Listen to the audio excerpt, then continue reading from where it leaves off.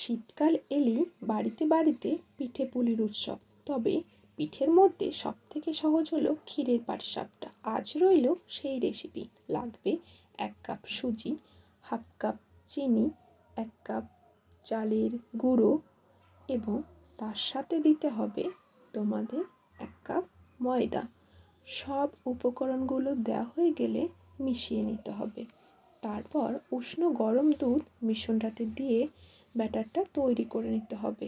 অল্প অল্প করে গরম দুধ দিয়ে মিশ্রণটা তৈরি করে নেবে। তবে খেয়াল রাখতে হবে বেশি ঘন যেন না হয়। মিশ্রণটা দেখতে ঠিক এরকম হতে হবে।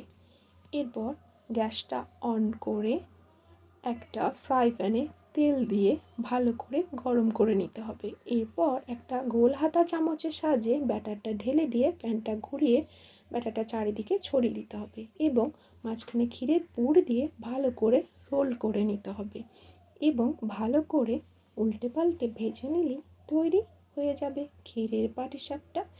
এরপর গরম গরম নলেন গুড়ের সাথে সার্ভ করো। অবশ্যই বাড়িতে ট্রাই করো এবং আমাকে জানাতে ভুলো না কেমন লাগলো।